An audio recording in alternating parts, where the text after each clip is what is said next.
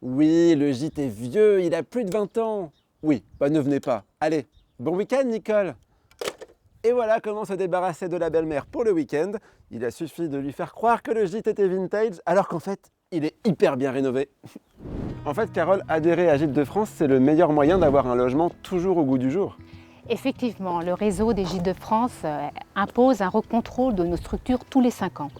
C'est pour nous un temps d'échange avec nos adhérents et puis c'est aussi une façon de s'assurer de la qualité et de la propreté de toutes nos structures. Et est-ce que vous faites aussi évoluer les critères de labellisation? Le réseau national a adopté en 2021 un nouveau cahier des charges. Lors de nos recontrôles, eh bien justement, nous sensibilisons nos adhérents à ce nouveau référentiel, que ce soit en termes de prestations de services, que ce soit en termes d'équipement, que ce soit en termes de décoration. C'est une façon de faire évoluer nos structures pour qu'elles soient toujours dans la tendance et qu'elles correspondent au mieux aux exigences de la clientèle.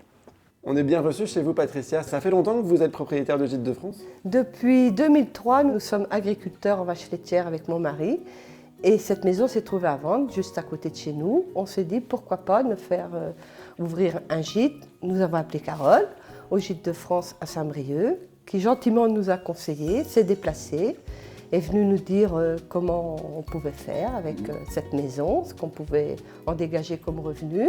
Suite à ses conseils, nous nous sommes lancés dans cette belle aventure de recevoir des gens de la France surtout, mais aussi de l'étranger. Ça nous permet, à nous, agriculteurs, en restant sur place beaucoup, de voyager. Voilà. Allô? Oui, Nicole. Ah, vous avez vu les photos du gîte et vous avez décidé de venir? Eh ben, on vous attend alors. À tout à l'heure. Carole, comment est-ce que vous avez aidé Patricia à faire évoluer son logement? Alors le gîte de Patricia, c'est un grand gîte, un gîte pour 8 personnes, mais les gîtes de 8 personnes ne sont pas forcément recherchés toute l'année.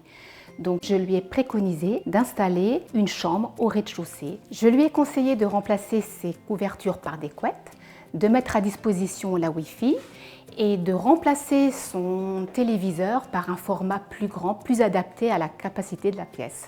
Qu'est-ce que ça a changé pour vous, le fait d'avoir un gîte qui soit modulable? C'est-à-dire que l'hiver, 8 personnes pour louer, c'était pas facile, surtout qu'on est à la campagne. Donc pour l'hiver, je propose le gîte maintenant en 2 personnes.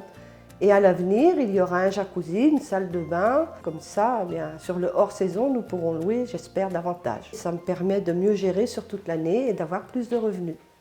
Vous l'aurez compris, adhérer à Gîtes de France, c'est bien plus qu'un label. Oui, Nicole, j'arrive.